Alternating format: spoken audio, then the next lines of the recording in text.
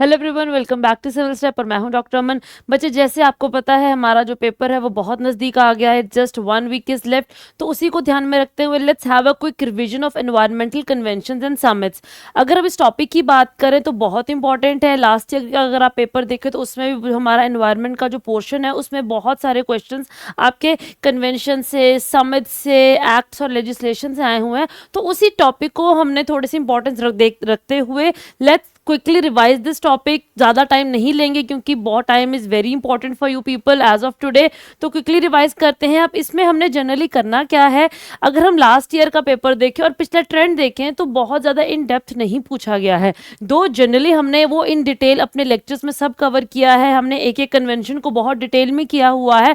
But आज की class में since we are quickly revising everything, तो हम इसे क्रोनोलॉजी वाइज देखेंगे। और जो इंपॉर्टेंट जो फैक्ट्स है कि अगर लेट इट बी लाइक वो यूएनईपी है या फिर IUN-FCCC है, तो उसके बारे में कुछ मेजर इंपॉर्टेंट फैक्ट है वही देखेंगे और इसे क्रोनोलॉजी में लेंगे, क्योंकि इन केस आपसे वो क्वेश्चन क्रोनोलॉजी के ऊपर आ रहा है, वो उनके ईयर के ऊपर आ रहा है, ठीक है ना, वो आपके लिए वो चीज़ और ईजी हो जाए। ठीक है जी, तो चलिए स्टार्ट करते हैं आज की class. So today will be covering the major conventions, protocol, summit जो भी आपके एनवायरनमेंट टॉपिक के साथ एसोसिएटेड हैं। ठीक है जी। तो सबसे पहले अगर हम किसी कन्वेंशन की या किसी प्रोटोकॉल की अगर हम बात करें तो वो 1963 में साइन हुआ था, जो कि आपका साइट्स है। तो ये क्या है, ये एक कन्वेंशन हुई थी कि जिसमें आपके जितने भी एंडेंजर्ड स्पीशीज है उनका इलीगल ट्रेड को रोकने के लिए आपकी ये साइट साइन हुई थी। तो दिस वाज साइन, ठीक है, to prevent the illegal trade and और international trade in the like हम कह सकते हैं of the specimens of wild animals and plants which do not threaten their survival. तो साइट्स जो आपकी जो ट्रीटी है वो 1963 में साइन हुई थी। ठीक है जी। फिर उसके बाद आया था 1971 में आई थी आपकी रामसर कन्वेंशन। अब सबको पता है कि जो रामसर कन्वेंशन है वो वेटलैंड्स के साथ एसोसिएटेड है। तो इसी को ध्यान में रखते हुए आपकी जो 2 फेब है वो आपका इंटरनेशनल वेटलैंड्स डे भी कंसीडर किया जाता है, सेलिब्रेट किया जाता है। और इसी रामसर कन्वेंशन को वाटरफाउल कन्वेंशन भी बोला जाता है। ठीक है, तो ये इसका एक सेपरेट दूसरा नाम है विच इज अ वाटरफाउल कन्वेंशन। ठीक है जी। अब 1971 के बाद आया था 1972। अब 1972 में बहुत मेजर एक कॉन्फ्रेंस हुई थी जिसे हम कहते हैं United nation conference on human develop environment. ठीक है ना। अब इसी कॉन्फ्रेंस को which is UN Conference on Human environment, इसी को हम स्टॉकहोम डिक्लेरेशन भी कहते हैं। अब एनवायरनमेंट में आपकी जितनी प्रोटोकॉल्स हैं, जितनी समिट्स हैं, उन सब का बेस ये कन्वेंशन है। ठीक है, तो आपके लिए बहुत इंपॉर्टेंट है ये कि ये कब हुई थी और इसको क्या बोला जाता है। तो स्टॉकहोम जो कन्वेंशन है, स्टॉकहोम जो आपकी डिक्लेरेशन है, so that is nothing else but the UN Conference on Human Environment. तो this led to the establishment of UNEP which is United Nations Environment Programme. ठीक है जी। तो यही स्टॉकहोम कन्वेंशन का बाद ही आपकी UNEP बनी थी। ठीक है जी। फिर उसके बाद आई थी 1979 में योर CMS, आपके माइग्रेटरी स्पीशीज के जो पाथवेज हैं, ठीक है ना, उनको रेगुलेट करने के लिए उनके हैबिटेट के ऊपर उनको थ्रेट नहीं आ रहा है, उनका हैबिटेट कंजर्व्ड है। तो जितने भी रेंज में आपकी जो कंट्रीज आ रही हैं, so all those countries they are participant to this CMS। ठीक है ना। अब इसी को आप बॉर्न कन्वेंशन भी कहते हैं। ठीक है, so this provides a global platform for the conservation of migratory animals and their species. Migratory animals हैं, माइग्रेटरी बर्ड्स हैं, वो सारे के सारे आपके इस CMS कन्वेंशन के अंडर आते हैं। ठीक है जी। फिर उसके बाद 1979 के बाद 1982 में आया था नायरोबी डिक्लेरेशन। अब 1972 में हुआ था स्टॉकहोम डिक्लेरेशन। ठीक है, तो इसी स्टॉकहोम डिक्लेरेशन की 10th जो एनिवर्सरी थी, सो that is your Nairobi declaration. This is very very important, क्योंकि ये मैंने अभी बोला है कि आपका जो एनवायरनमेंट की जितने भी हम समिट्स की बात करें तो ये उन सबका बेस है। तो इसको बहुत ध्यान से आपके लिए करना बहुत जरूरी है। सो इसकी 10th एनिवर्सरी थी नायरोबी डिक्लेरेशन, और यहीं पे ही आपके सस्टेनेबल डेवलपमेंट गोल्स को अचीव करने की बात शुरू हुई थी कि that we have to achieve sustainable development of a world. ठीक है जी। उसके बाद 1985 में हुई थी वियना कन्वेंशन। अब सबको पता है कि वियना कन्वेंशन क्या चीज है। So this is nothing but for the protection of ozone layer. अब ये इंपॉर्टेंट है बच्चे, बिकॉज जब हम ओजोन की बात करते हैं तो दो मेजर कन्वेंशन आपके लिए बहुत इंपॉर्टेंट आती है। एक आती है आपकी वियना कन्वेंशन, दूसरी आती है आपकी मॉन्ट्रियल प्रोटोकॉल। बट इन दोनों में डिफरेंस क्या है वो आपको पता होना चाहिए। So what is Vienna convention? Vienna convention में सिर्फ ओजोन लेयर की प्रोटेक्शन की बात की गई थी कि ओजोन जो लेयर में जो ओजोन होल बन रहा है उसकी मॉनिटरिंग, उसके सर्वे के ऊपर बात की गई थी वियना कन्वेंशन में। But when we talk about the phasing out of the substances which are causing that ozone hole, जिसे कि हम ODS कहते हैं, ओजोन डिप्लीटिंग सब्सटेंसेस, उसके लिए है आपकी मॉन्ट्रियल प्रोटोकॉल। तो Vienna Convention is not on ODS, Vienna Convention is just for the monitoring और the survey of ozone hole and ozone layer, ठीक है ना। आपकी जो ODS है that is to regulate the production and consumption of ozone depleting substances, वो हुई थी 1987 की मॉन्ट्रियल प्रोटोकॉल में, ठीक है जी। अब 1987 में एक और बहुत इंपॉर्टेंट आपकी जो कॉन्फ्रेंस कह सकते हैं, कोई समिट कह सकते हैं हम, you can call it the either way, that was the world Commission on Environment and development. Montreal protocol भी 87 में हुई थी और this world Commission on Environment and development भी 1987 में ही हुई थी। अब इसकी इंपॉर्टेंस क्या है कि इसी को ही कहते हैं, यहीं पे ही रिपोर्ट फाइनलाइज की थी कि Brundtland report.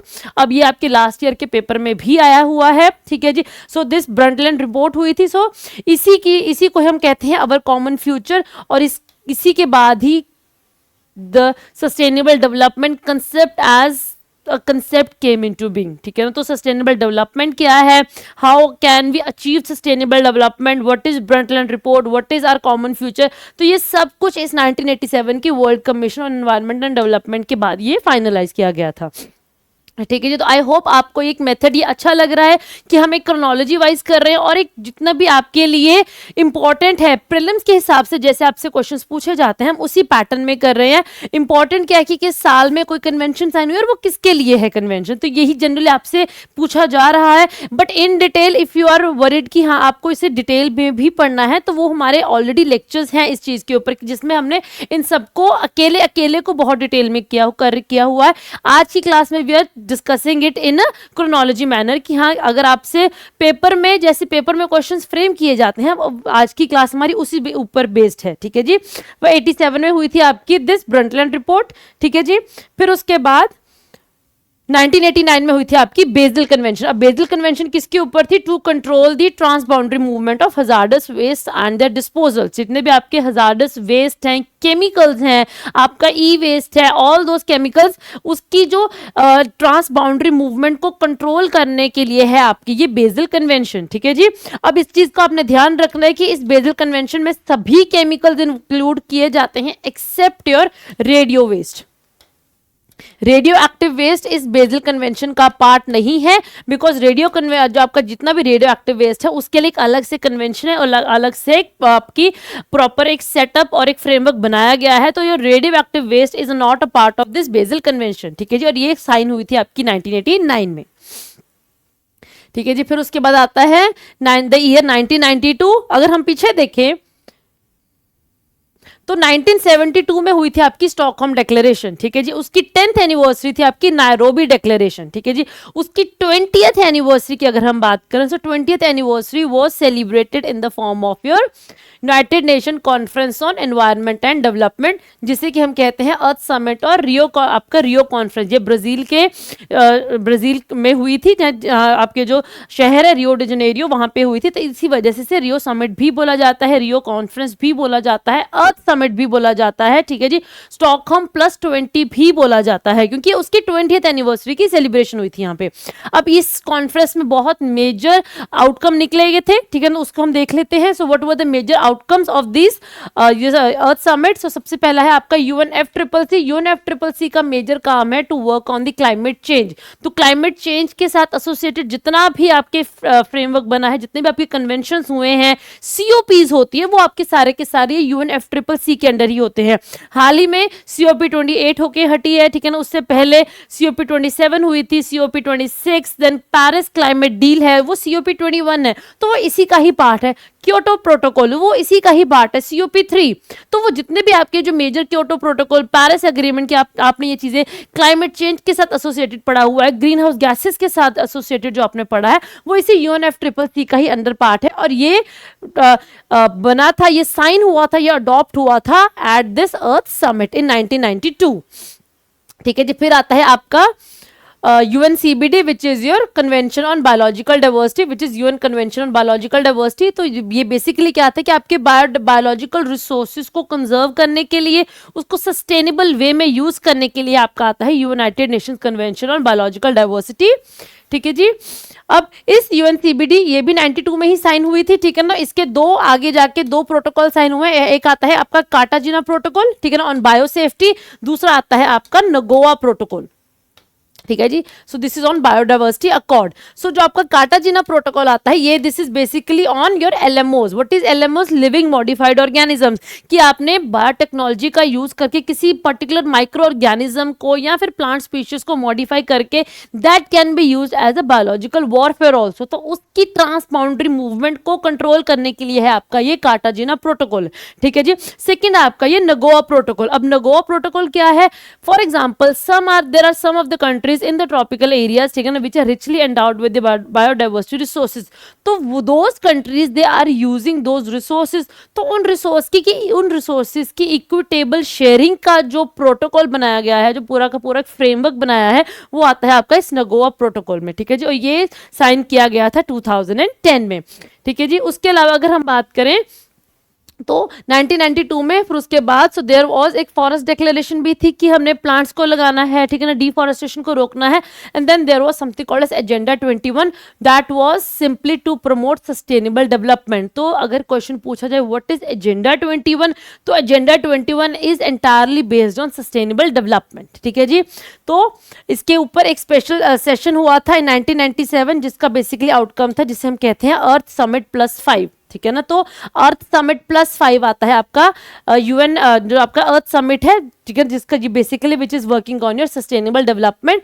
Then apart from this 2002 में भी there was a World Summit on sustainable Development जिसे बोला जाता है रियो +10। तो मल्टीपल, अब ये रियो इन जनरल क्या है? ये स्टॉकहोम कॉन्फ्रेंस की 20th एनिवर्सरी है, ठीक है ना। ये ही स्टॉकहोम की 20th एनिवर्सरी है। इसकी 5th एनिवर्सरी जिसे हम अर्थ समिट +5 बोलते हैं, ये आपका सस्टेनेबल डेवलपमेंट के ऊपर है। उसी का ही रियो +10 आता है आपका, ये भी सस्टेनेबल डेवलपमेंट के ऊपर। ये दोनों ही आपके एजेंडा 21 के अंडर आपका एक कह सकते हैं सेलिब्रेट किए गए हैं। इसके ऊपर एक कन्वेंशन और इसका एक पूरा का पूरा फ्रेमवर्क बनाया गया है, ठीक है जी। फिर उसके बाद आता है 1994 में आया था आपका UNCCD which is United Nation convention to combat desertification. अब बेसिकली हुआ क्या था, इस 1992 के अर्थ समिट में ये तीनों ही डॉक्यूमेंट साइन करने के लिए आगे रखे गए थे, ठीक है ना। So they were adopted but reinforced in these particular years. सबसे पहले UNFCCC 92 में ही साइन हुआ था, 92 में ही अडॉप्ट किया गया था, ठीक है जी। आपका UNCBD भी 92 में ही साइन हुआ, 92 में ही अडॉप्ट किया गया। UNCCD 92 में साइन हुआ और 94 में अडॉप्ट किया गया, ठीक है जी। तो ये एक मेथड बहुत ही माइन्यूट डिफरेंस है और इसका बेसिकली काम है to address the issue of desertification. For example India में थार डेजर्ट है, तो थार डेजर्ट बढ़ रहा है, ठीक है ना, उसकी डेजर्टिफिकेशन हो रही है। हमारे जितने भी प्लेन्स हैं, पंजाब प्लेन्स, हरियाणा प्लेन्स है, गुजरात प्लेन्स है, मध्य प्रदेश रीजन है, ठीक है ना, वहां पे डिजर्टिफिकेशन को रोकने के लिए we have got this CCD। Africa में डिजर्टिफिकेशन को रोकने के लिए देयर इज CCD, ठीक है ना। जितने भी आपकी बैडलैंड टोपोग्राफी है मध्य प्रदेश में, मालवा बेल्ट में, उस चीज को रोकने के लिए बेसिकली डिग्रेडेड और जो वेस्ट लैंड है वो एक डेजर्ट में ना कन्वर्ट हो जाए, वो वेस्ट लैंड में ना कन्वर्ट हो जाए, उसके लिए आता है आपका ये UNCCD कॉन्फ्रेंस, ठीक है जी। So, उसके अलावा in 1994 you have got this global tiger forum also to safeguard the remaining species of tigers, क्योंकि बहुत सारी ऐसी टाइगर की स्पीशीज हैं, for example your Bali tigers हैं, कैस्पियन टाइगर्स हैं जो एक्सटिंक्ट हो चुके हैं। तो जो 6 स्पीशीज बच गई हैं उनको कंजर्व करने के लिए so there is this global tiger forum. और 1998 में साइन हुआ था दिस रॉटरडैम कन्वेंशन। तो दिस रॉटरडैम कन्वेंशन हुआ था how to cooperate the movement of hazardous chemicals की। हमारा अगर हम बेजल कन्वेंशन की बात करें तो वो directly that is simply to control the transboundary movement of hazardous chemicals की एक देश से दूसरे देश में आपका ये जो हजार्डस केमिकल्स हैं, ठीक है ना, जितने भी आपके मेजर केमिकल्स हैं उनकी ट्रांस बाउंड्री मूवमेंट ना हो सके, उसके लिए have got this that Basel convention. But what if there is a country who is allowing this movement of this hazardous waste, तो उसके लिए है आपका आता है ये रॉटरडैम कन्वेंशन। तो रॉटरडैम कन्वेंशन में एक क्लॉज आता है प्रायर कंसेंट, कि अगर कंट्री ए से कंट्री बी में इस केमिकल को आपने एक्सपोर्ट करना है तो कंट्री बी से पहले प्रायर कंसेंट लेना बहुत जरूरी है, कि the country be should be aware कि आपकी कंट्री में ऐसा कंसाइनमेंट आएगा और उनकी परमिशन के बिना कंट्री ए वो कंसाइनमेंट भेज नहीं सकती है। तो उसके लिए आता है आपका ये Rotterdam convention. Otherwise hazardous chemicals के लिए दोनों बेजल भी है और रॉटरडैम भी है, बट सिर्फ कंसेंट वाला जो क्लॉज है वो आपका रॉटरडैम में आता है कि मूवमेंट हो सकती है in case the second country is allowing it. Basel में तो कंप्लीट बैन है कि आप नहीं कर सकते हैं, ठीक है जी। और कार्टाजीना में बैन है for the movement of this transboundary movement of this living modified organisms, ठीक है। तो ये आपके ऐसे डायरेक्टली जनरल पेपर में भी आ सकते हैं कि मैच द फॉलोइंग में आ जाए, इधर कन्वेंशन आ जाए, इधर वो उसका ऑब्जेक्टिव क्या है, ठीक है ना। सेकंड कुड भी इस साइड आपका कन्वेंशन आ रहा है, इधर आपका ईयर आ रहा है, तो ऐसे भी आपको मैच द फॉलोइंग के लिए आ सकते हैं। थर्ड इट कुड भी आपका ठीक है ना। So there are multiple convention, आपको इसे क्रोनोलॉजी वाइज आपको अरेंज करना है कि कौन सी कन्वेंशन पहले आई थी, कौन सी कन्वेंशन बाद में आई थी। सो दिस ये एक मेजर 3 तरीके के क्वेश्चंस फ्रेम हो सकते हैं यहां से, ठीक है ना। और डिटेल में जाना है तो फिर वो तो एक पर्टिकुलर कॉन्फ्रेंस को अपना एक हम कह सकते हैं कि टॉपिक बना के उसके बाद आपसे क्वेश्चंस फ्रेम कर सकते हैं, ठीक है ना। बट वो भी बी एश्योर्ड इतने टफ नहीं होंगे अगर आपने बहुत ध्यान से अपना टॉपिक पढ़ा है ना, कि जो आपका जो 1992 की जो कॉन्फ्रेंस हुई थी, जो रियो समिट हुई थी, उस पर क्या क्या चीजें साइन की गई थी, किन किन चीजों के ऊपर उसके ऊपर बात हुई थी, अगर आपने वो चीज ध्यान से पढ़ी है then this topic is very very easy to understand, ठीक है जी। और हमारी जो आज की क्लास है ये मैंने अरेंज ही इस तरीके से किया है ताकि आपके लिए क्रोनोलॉजी वाइज करना इजी हो जाए कि कौन सा पहले आया था, कौन सा बाद में आया था, ठीक है जी। फिर आता है उसके बाद क्योंकि 92 में आपकी आई थी क्योटो प्रो आपकी यूएनएफ ट्रिपल सी हुई थी, ठीक है ना, उसकी जो COP 3 हुई थी, ठीक है ना। सो ये क्योटो प्रोटोकॉल 1997 में, सो that was which set it binding emission targets for the developed countries, क्योंकि डेवलप्ड कंट्रीज ही वो कंट्रीज थी which were responsible for the majority of the green house gas emissions. तो वो जो बाइंडिंग रिस्पॉन्सिबिलिटीज भी उन developed countries के ऊपर आई थी, तो उसकी बात की गई थी इस क्योटो प्रोटोकॉल में। और दिस वाज एनफोर्स्ड इन 2005। और कौन कौन सी कंट्रीज हैं विच वर बैंड, ठीक है ना, कि जिनके ऊपर जिनकी हम कह सकें जिनकी एमिशन के को रिड्यूस करने की बात की गई in Kyoto Protocol. So these were the gases, we have got the carbon dioxide, methane, आपके nitrogen dioxide, sulphur hexafluoride, hydrofluorocarbons and perfluorocarbon. So these were the major 6 gases which were considered under this Kyoto Protocol, जिनकी emission को reduce करने के लिए Kyoto Protocol में binding targets put up किए गए थे टुवर्ड्स डेवलप्ड कंट्रीज, ठीक है जी। 2005 में ये एनफोर्स किया गया है। और ये भी आपके हम कह सकते हैं कि 2 कमिटमेंट पीरियड्स में लाए गए थे। पहला पीरियड था 2008 से 2012 तक का, दूसरा पीरियड आता है 2013 से 2020 तक का। अब ये सेकंड पीरियड को बोला जाता है आपका दोहा अमेंडमेंट टू द प्रोटोकॉल। अब दोहा अमेंडमेंट टू द प्रोटोकॉल कौन सा प्रोटोकॉल है? Kyoto Protocol. So second amendment, second हम कह सकते हैं कि जो कमिटमेंट पीरियड है टू द क्योटो प्रोटोकॉल, उसी को बोला जाता है आपका दोहा अमेंडमेंट, ठीक है जी। कि कितने परसेंट जो आपका टारगेट है, जनरली जो आपकी डेवलप्ड कंट्रीज है उनके पास टारगेट आया था 18% रिडक्शन का। तो क्या सारी कंट्रीज ने did they accepted this like जो एमिशन रिडक्शन टारगेट है, तो उस सब के ऊपर बात की गई थी इस दोहा अमेंडमेंट में, ठीक है ना, जिसका टाइम पीरियड था 2013 से लेके 2020 तक। अब 2020 में तो अमेंडमेंट पीरियड खत्म हो गया, तो व्हाट अबाउट कि तो आफ्टर 2020, सो 2020 तक आपका क्योटो प्रोटोकॉल एक्सपायर हो गया था। उसी के बाद स्टार्ट हुआ था आपका पेरिस क्लाइमेट डील। तो पेरिस क्लाइमेट डील पहले हो गई थी, उसका जो हम कह सकते हैं कि जो एनफोर्समेंट पीरियड स्टार्ट हुआ था वो स्टार्ट हुआ था 2020 के बाद ही। जैसे क्योटो प्रोटोकॉल साइन तो 1997 में हो गया था, ये समिट हो गई थी 97 में, सब कुछ डिस्कस कर लिया गया था, but this was enforced in 2005।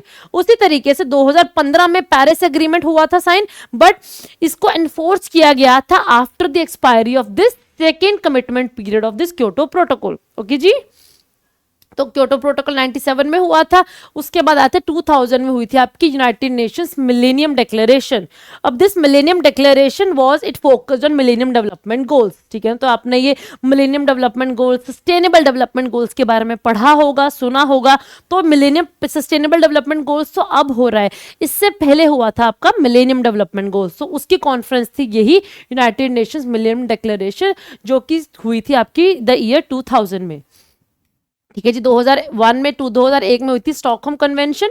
So this was to eliminate the production and the use of this persistent organic pollutants. Example आपका डीडीटी, तो ठीक है ना। What is a persistent organic pollutant? POP होता क्या है कि एनी सब्सटेंस, एनी केमिकल जिसका जो लाइक हम कह सकते हैं लाइफ टाइम है, जो year of its action in the nature है, वो 100 साल से अगर ज़्यादा है, मीन्स उनकी जो लाइफ टाइम है वो बहुत बड़ा है, ड्यूरेबिलिटी बहुत ज़्यादा है, बॉडी से इजीली एलिमिनेट नहीं होते हैं, they are capable of causing bioaccumulation and biomagnification. So all those chemicals they are labelled as persistent organic pollutants, ठीक है ना। तो इसके ऊपर आती है आपकी Stockholm convention which was signed in 2001, ठीक है जी। अब इसी स्टॉकहोम कन्वेंशन के बाद कंसेप्ट आया था डर्टी डजन्स का। डर्टी डजन्स का मतलब है कि वो 12 परसिस्टेंट ऑर्गेनिक पोल्यूटेंट्स, ठीक है ना, which are capable of polluting our environment, जिसकी वजह से सीरियस एनवायरमेंटल कंसर्न्स दिख रहे हैं, ठीक है ना। आज की डेट में इसमें और ऐड कर दिए गए हैं, 9 पीओपीज और ऐड हो गए हैं। तो आज की डेट में कंप्लीट इट इज 21 आपके जो परसिस्टेंट ऑर्गेनिक पोल्यूटेंट्स हैं विच आर अंडर आपकी जो रडार है कि जिनको हमने कम करना है। बट जो इनिशियल कंसेप्ट आया था डर्टी डजन का, वो 12 परसिस्टेंट ऑर्गेनिक पोल्यूटेंट्स का था, ठीक है जी। फिर 2001 के बाद आया था 2005 में। 2005 में आया था रेड और रेड प्लस। तो what is this red? Red का मतलब होता है कि जहां पे ये यूएन की एक इनिशिएटिव था जिसमें the UN was working upon reducing the deforestation, की डिफॉरेस्टेशन की वजह से जो आपकी कार्बन एमिशंस बढ़ती हैं, बेसिकली डिफॉरेस्टेशन की वजह से कार्बन एमिशंस नहीं बढ़ रही हैं, बट अगर डिफॉरेस्टेशन ना होती, अगर पेड़ ना कटते, तो उतने अमाउंट ऑफ कार्बन डाइऑक्साइड पेड़ अब्सॉर्ब कर लेते, वो कार्बन सिंक में चले जाते। बट सिंस पेड़ कट गए हैं तो उतना ही tons of carbon dioxide is there in the atmosphere, so that is why it is being said कि deforestation की वजह से जो आपकी कार्बन emissions होती हैं, तो उनको रोकने के लिए हुआ था आपका UN red which was done in 2008, ठीक है जी। फिर उसके बाद रेड प्लस हुआ था, सो that was in the Warsaw framework, ठीक है ना। दो COP 19 हुई थी, ठीक है ना, वहां पर UN रेड प्लस की बात हुई थी ना। What is this red plus? Red में तो हुआ है कि आपने डिफॉरेस्टेशन को रोकना है, उसे कम करना है, ठीक है ना, ये नहीं होने देनी है। रेड प्लस में क्या हुआ है कि आप कैसे अब रिफॉरेस्टेशन करो। डिफॉरेस्टेशन तो चलो रोकनी ही है, बट जो कट चुका है उसके दोबारा से पेड़ भी आपने लगाना है, तो उसके ऊपर बात हुई थी यूएन रेड प्लस में। तो ये हुई थी COP 19, जिसे कि हम वॉर्सो फ्रेमवर्क भी कहते हैं, ठीक है जी। फिर उसके बाद 2005 में आपका रेड प्लस हुआ था। Apart from this there was 2005 में एक और फ्रेमवर्क हुआ था जिसे कि हम कहते हैं ह्योगो फ्रेमवर्क, ठीक है जी। सो 2005 we have got this red and red plus. Similarly in the year 2005 itself, so there is something called as Hyogo framework also. Now this Hyogo framework was on disaster management, कि अगर आपका disasters हो रहे हैं उसको manage करने के लिए क्या गाइडलाइंस हैं, क्या फ्रेमवर्क है, क्या सेटअप होना चाहिए, डिजास्टर्स को कैसे प्रिवेंट कर सकते हैं, उसके लिए आपका आता है ये ह्योगो फ्रेमवर्क, ठीक है ना। इसी को ही आगे कंटिन्यू किया गया था in the form of Sendai framework, ठीक है। सो ये 2005 से 2015 तक का पीरियड था which was Hyogo Framework for action. उसके बाद आता है 2010 जिसमें आता है आपका नगोआ प्रोटोकॉल, जो कि हमने UNCBD में किया था, ठीक है। यू रिमेंबर UNCBD हमने नगोआ प्रोटोकॉल और कार्टाजिना प्रोटोकॉल की बात की थी। तो वो जो नगोआ प्रोटोकॉल है वो 2010 में साइन हुआ था, ठीक है, जिस which established a framework for the access to genetic resources and equitable sharing of benefits arising from the utilisation. तो बायोडाइवर्सिटी, जो आपकी जितने भी बायोलॉजिकल रिसोर्सेज हैं, बायोडाइवर्सिटी रिसोर्सेज है, उनकी इक्विटेबल शेयरिंग के लिए, इक्विटेबल एक्सेस के लिए जो एक प्रॉपर फ्रेमवर्क बनाया गया है वो आता है आपका नगोआ प्रोटोकॉल में, ठीक है जी। फिर उसके बाद 2012 में ही आता है, 2010 में नगोआ प्रोटोकॉल हुआ, 2012 में आता है United nation conference on sustainable Development, जिसे हम कहते हैं Rio+20। अब रियो 1992 में हुआ, Rio+10 आपका सस्टेनेबल डेवलपमेंट का था एजेंडा 21 के अंडर। फिर Rio+20 2012 में हुआ UN Conference on sustainable Development, जिसे हम कहते हैं Rio+20।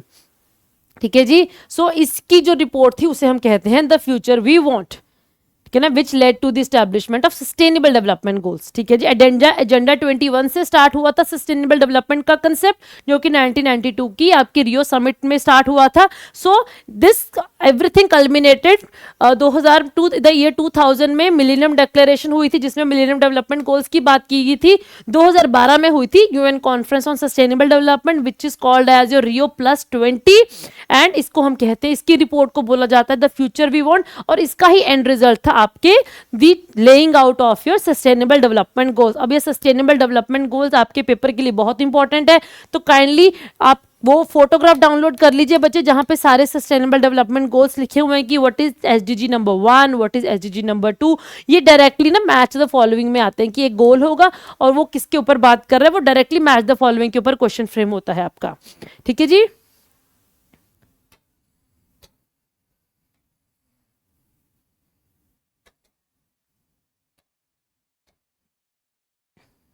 फिर 2013 में हुई थी आपकी मिनामाटा कन्वेंशन। तो मिनामाटा कन्वेंशन जैसे सबको पता है, so this convention was on Mercury. Mercury की यूजेज के लिए, उसको बैन करने के लिए, उसके साइड इफेक्ट्स को कम करने के लिए, so there was this Minamata convention. ठीक है जी। फिर 2015 में हुई थी आपकी Paris agreement which is COP21 under your UNFCCC। Along with this so there was a conference in 2015 itself, जिसे हम कहते हैं यूएन सस्टेनेबल डेवलपमेंट समिट। ठीक है जी। तो इसका जो हम कह सकते हैं कि रिजल्ट की अगर हम बात करें, सो उसका there was an agenda which was transforming a world, the 2030 agenda for sustainable development. ठीक है जी। 2000 में हुआ था आपका मिलेनियम डेवलपमेंट गोल्स, 2012 में हुआ था सस्टेनेबल डेवलपमेंट गोल्स, 2015 में अगला एजेंडा आया था which was the 2030 agenda for sustainable development, कि 2030 तक हमारा क्या इनिशिएटिव होना चाहिए, what are we going to do to achieve sustainable development by 2030। तो उसकी समिट हुई थी 2015 में। ठीक है जी। देन 2015 से 30 तक आपका सेंडई फ्रेमवर्क हुआ था for the disaster risk reduction. 2005 से 2015 तक था आपका Hyogo Framework for disaster reduction. 2015 से 2030 तक का था आपका Sendai Framework for disaster risk reduction. और 2016 में हुई थी आपकी किगाली अमेंडमेंट। अब ये किगाली अमेंडमेंट किसकी है? मॉन्ट्रियल प्रोटोकॉल की है। Vienna convention worked upon the monitoring of ozone whole, surveying the ozone layer, thickness of ozone layer. आपकी जितनी भी आपकी मॉन्ट्रियल प्रोटोकॉल की अगर हम बात करें, so it looked upon the phasing out of ozone depleting substances, जिसमें आपकी क्लोरोफ्लोरोकार्बन्स भी आते हैं, हाइड्रोक्लोरोफ्लोरोकार्बन्स भी आते हैं। ठीक है जी। किगाली अमेंडमेंट में बात की गई थी हाइड्रोफ्लोरोकार्बन्स की। हाइड्रोक्लोरोफ्लोरोकार्बन्स की बात हुई थी मॉन्ट्रियल प्रोटोकॉल में। CFCs और CFCs और HCFCs की, कहाँ लिखूं, यहाँ पे लिख लेते हैं। सो CFCs और HCFC की बात हुई थी आपकी मॉन्ट्रियल प्रोटोकॉल में, और HFC की बात हुई थी आपकी किगाली अमेंडमेंट में। CFC और HCFC दोनों ही ओजोन डिप्लीटिंग पोटेंशियल भी है इनका, और ग्लोबल वार्मिंग पोटेंशियल भी है। HFCs का ओजोन डिप्लीटिंग पोटेंशियल बिल्कुल भी नहीं है, but they have a very big global warming potential. तो इन HFCs को भी बैन करने की बात की गई थी आपकी इस किगाली अमेंडमेंट में। ठीक है, जो हुई थी आपकी 2016 में। ठीक है जी। और 2016 के बाद 2018 में रिपोर्ट आई थी, जिसे कि हम बोलते हैं Talanoa dialogue, TALANOA, Talanoa dialogue. ठीक है जी। So this worked upon the global warming of 1.5 degree Celsius. ये IPCC की स्पेशल रिपोर्ट आई थी। जैसे आपको पता है कि IPCC की असेसमेंट रिपोर्ट्स आती हैं, आज तक 6 असेसमेंट रिपोर्ट्स आ चुकी हैं। द लेटेस्ट बिंग मार्च 23 में आई थी। ठीक है ना। सो 2018 में एक स्पेशल रिपोर्ट आई थी जिसने कहा था कि it is high time that we take initiatives to limit this global warming till 1.5 degree Celsius. Paris agreement में भी यही बात की गई थी, 2 डिग्रीज तक हमने लिमिट करना है, बट हमारा हम कह सकते हैं कि गोल इज कि वी शुड टेक इनिशिएटिव कि वो 2 डिग्री तक ना पहुंचे, 1.5 डिग्री तक ही हम उसे कंट्रोल कर सके of the pre industrial levels. ठीक है ना। तो ये जो स्पेशल रिपोर्ट थी 2018 की, इसमें भी 1.5 डिग्री सेल्सियस की ही बात की गई है। ठीक है जी। सो पहले so all those students who want to take the screenshot of this class, तो आप ले सकते हैं बच्चे। so I think आपके पेपर में आपको बहुत हेल्प हो सकता है अगर आपने क्रोनोलॉजी वाइज करना है, so that will be very helpful for you।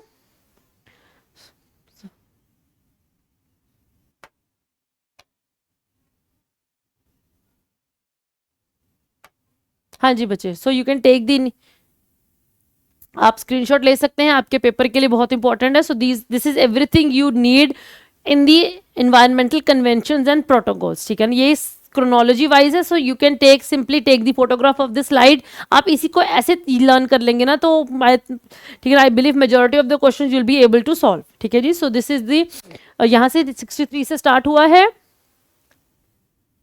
फिर उसके बाद आप आता है 92 का पीरियड आता है.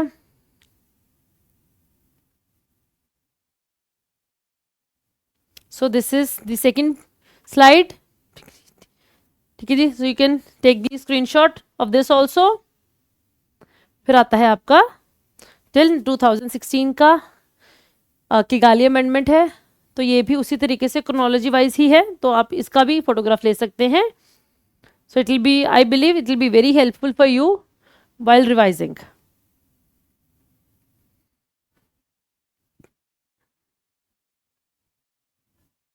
हाँ जी बच्चे, you can take simply take the photograph. ठीक है जी, डन. चलिए, सो अगर नेक्स्ट टेक दी करंट. ठीक है ना. सो ये लेटेस्ट समिट्स हुई हैं UNFCCC की. तो इसकी COP 28 होके हटी है दुबई में. ठीक है ना. UNCCD की COP 15 हुई है कोट डी आइवर में. ठीक है ना. UNCBD की COP 15 हुई है, जिसे कि हम कहते हैं कि Kunming Montreal global biodiversity framework. ये चाइना कुनमिंग में और कनाडा मॉन्ट्रियल दोनों में ही हुई थी. तो these were the latest COPs of UNFCCC, UNCCD और UNCBD. अगर हम इंडिया की बात करें तो इंडिया ने कहीं ना कहीं किसी न किसी टाइम पीरियड में तीनों ही कॉन्फ्रेंसिस को होस्ट किया हुआ है. ठीक है ना. सो ये आपका लेटेस्ट है आपके पेपर के लिए. So these were the COPs and the major outcome. So COP 3, ठीक है ना, इस पे आपका क्योटो प्रोटोकॉल अडॉप्ट किया गया था. ठीक है ना, which put up the legally binding targets on the developed countries. फिर COP 7, जिसे कि हम कहते हैं कि मराकेश, यहाँ पे मराकेश अकॉर्ड्स लाए गए थे, साइन किए गए थे. ठीक है ना, which set for the ratification of Kyoto Protocol. फिर COP 8, जिसे कि हम दिल्ली डिक्लेरेशन भी कहते हैं, कि जहाँ पे आपकी पुअरेस्ट कंट्रीज की डेवलपमेंटल नीड्स के ऊपर बात की गई थी and technology transfer for climate change mitigation की from the developed to the developing countries. जो क्लाइमेट चेंज, जो क्लाइमेट ट्रांसफर चाहिए टुवर्ड डेवलपिंग कंट्रीज, तो उसके ऊपर बात की गई थी इस दिल्ली डिक्लेरेशन में. ठीक है जी. Then there was COP 13 which there was a Bali Road Map. यहीं पे ही हम कह सकते हैं कि आपका जो आपका रेड प्लस के ऊपर बात की गई थी.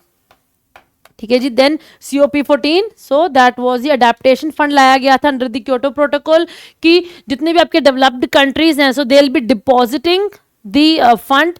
सो वो फंड दिस आपके जो COP 14 में ही लॉन्च किया गया था. Then COP 15, so the developed countries they place to, हम कह सकते हैं कि deposit $30 billion to fast track the finance. Then COP 16 Cancun agreement हुआ है, develop to which worked upon helping और असिस्टिंग द डेवलपिंग कंट्रीज. ठीक है ना. एंड इसी COP 16, जिसे कि हम कैनकन एग्रीमेंट कहते हैं, यहीं पे आपका ग्रीन क्लाइमेट फंड स्टैब्लिश किया गया था. Then there was COP 18, Doha amendment हुआ था क्योटो प्रोटोकॉल में. सो ये आपका था सेकंड अमेंडमेंट पीरियड, सेकंड जो आपका कमिटमेंट पीरियड था क्योटो प्रोटोकॉल का, ये वही पीरियड यहाँ पे था. ठीक है जी. Then COP 19, that was this Warsaw Framework for REDD plus. इसका रोड मैप बनाया गया था बाली रोड मैप में, ये लॉन्च किया गया था COP 19 में. आपका UN रेड प्लस के ऊपर था. ठीक है ना. और यहीं से ही शुरू हो गया था लॉस एंड डैमेज फंड के ऊपर मैकेनिज्म इस्टेब्लिश करना. ठीक है ना. देन COP 24, ठीक है ना, जो कि पोलैंड में था. So a rule book for Paris Agreement. Then COP 21, basically ये तो है ही आपका पेरिस एग्रीमेंट है, जिसके जहाँ पे there was a pledge by the rich countries to donate $100 billion towards climate financing.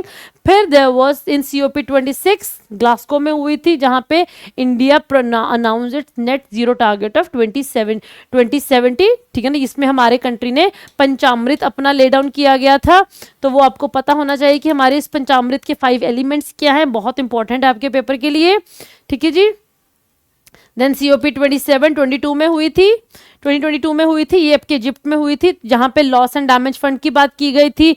$3.1 billion का प्लान है for the early warning systems. ठीक है ना. Global shield financing facility setup की गई थी and these were the other initiatives. ठीक है जी. सो देयर वाज इंडिया की पार्टनरशिप के साथ there was a mangrove alliance also, and India की अपनी long term low emission development strategy भी इंडिया ने लॉन्च की थी.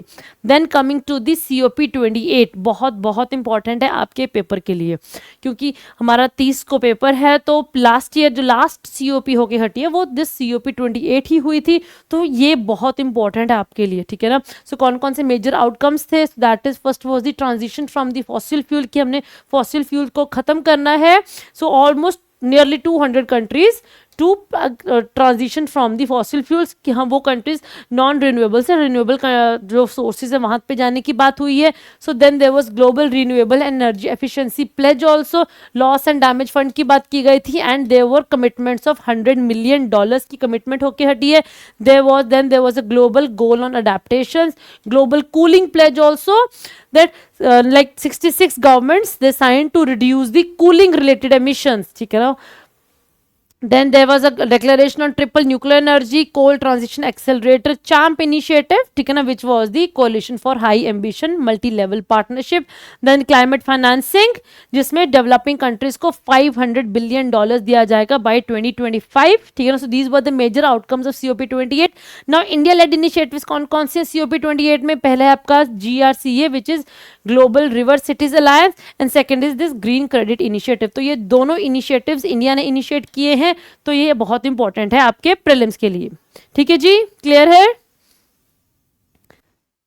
सो these were the major environmental convention and summits. अब सेकंड पार्ट है हमारी क्लास का, which are the environmental laws and legislations of India, Indian government ने कौन कौन सी की हैं। सो व्हेन वी अगर हम प्रीलिम्स के पर्सपेक्टिव से देखें तो प्रीलिम्स में आपकी ये जो लॉज है वो बहुत डिटेल में नहीं पूछे जाते हैं, but for the safer side हमने ये सब कुछ कवर किया हुआ अपनी क्लासेस में, हमने वी हैव डिस्कस्ड एवरी जितना भी आपके एक्ट्स हैं हमने हर एक्ट को डिटेल में कवर किया है। तो आज की क्लास में हम जैसे सिर्फ इसे क्रोनोलॉजी वाइज डिस्कस करेंगे कि आपको क्रोनोलॉजी पता होनी चाहिए कि पहले वाटर एक्ट आया कि वाटर सेस एक्ट आया है। वाटर सेस एक्ट पहले आया था कि एयर पोल्यूशन को कंट्रोल करने का एक्ट पहले आया था, ठीक है जी, तो उसके ऊपर बात हो रही है। सो अगर हम इंडिया की बात करें तो डिटेल्ड जो आपका फ्रेमवर्क है फॉर एनवायरमेंटल प्रोटेक्शन है वो 1972 के जो आपका स्टॉकहोम कॉन्फ्रेंस हुई थी उसी के बाद से ही हमारा ये सारा डिटेल्ड ले डाउन किया गया है, ठीक है। So Wildlife Protection Act 1972, Water Act 1974, Water Cess Act 1977, Forest Conservation Act 1980, Air Pollution Act 1981, Environmental Protection Act of 1986, ये आपका भोपाल गैस ट्रेजेडी के बाद आया है, ठीक है जी। फिर नेशनल फॉरेस्ट पॉलिसी 1988, इसी में ही 33% फॉरेस्ट कवर की बात की गई है। ओजोन डिप्लीटिंग सब्सटेंसेस रूल्स 2000 में हमारी कंट्री लेकर आई थी। Energy conservation act 2001, biological diversity act 2002, इसी के अंदर हमारी नेशनल बायोलॉजिकल डाइवर्सिटी बोर्ड भी, हाँ जी, National Biodiversity Authority NBA set up किया गया है, ठीक है जी। देन 2010 में नेशनल ग्रीन ट्रिब्यूनल एक्ट आया है, इसी के अंदर नेशनल ग्रीन ट्रिब्यूनल बना है। और अगर हम नेशनल ग्रीन ट्रिब्यूनल की बात करें तो India became the first developing country in the world to set up any such specialised agency. Australia और New Zealand they were the first 2 countries in the world जिन्होंने नेशनल ग्रीन ट्रिब्यूनल जैसे special frameworks को set up किया है, और India पहली developing country थी जिसने एनवायरमेंट को ध्यान में रखते हुए ऐसी कोई स्पेशल हम कह सकते हैं कि एक कोई मैकेनिज्म सेटअप किया है, ठीक है ना। सो देन देयर वाज 2011 में आता है आपका island protection zone notifications 2011। Then 2006 में compensatory for afforestation fund act, ठीक है, जिसे हम कैंपा भी कहते हैं, ठीक है। देन 2016 में सॉलिड वेस्ट मैनेजमेंट रूल्स, 17 में वेटलैंड कंजर्वेशन रूल्स, 18 में ई वेस्ट मैनेजमेंट रूल्स, 18 में ही आपका प्लास्टिक वेस्ट मैनेजमेंट रूल्स, 18 में ही आपका बायोमेडिकल वेस्ट मैनेजमेंट रूल्स, 18 में ही आपका कोस्टल रेगुलेटरी जोन्स के ऊपर आपके रूल्स बने हैं। तो ये जनरली सारे के सारे रूल्स आपके 2016 से 18 तक बने हैं। 2019 में आते हैं हजार्डस वेस्ट अमेंडमेंट रूल्स। अब ये हमारी कंट्री में इसलिए रूल्स आए हैं क्योंकि we have ratified all those convention, ठीक है ना। Since we have ratified all those conventions तो इंपॉर्टेंट है हमारे लिए कि हम ऐसे रूल्स को लेकर आए, ठीक है जी। देन 2019 में आता है आपका island protection zone for Andaman and Nicobar. तो अंडमान और निकोबार आइलैंड्स को उनके शोर लाइन को आइलैंड्स को इन जनरल प्रिजर्व करने के लिए प्रोटेक्ट करने के लिए दिस आइलैंड प्रोटेक्शन जोन आया है 2019 में। सो that's all for today. I hope हमारी आज की क्विक रिविजन क्लास में आपके जितने भी एक डाउट्स रहे होंगे तो वो क्लियर हो गए हैं और आपको एक बहुत ही फ्रेमवर्क मिल गया कि आपने क्विक रिवीजन कैसे करनी है आपकी कन्वेंशंस की, समिट्स की और जितने भी लेजिस्लेशंस हमारी कंट्री में पास हुए हैं। ठीक है जी, so that's all for today. I hope आपको आज की क्लास यूजफुल लगी है और आपको प्रीलिम्स की तैयारी में, ठीक है ना, ये आप बहुत हेल्प करेगी। So till then good bye, will meet you in the next class with our mains preparation strategy. Till then all the best for all of you and I hope आप सबका प्रीलिम्स बहुत अच्छे से हो। Thank you so much.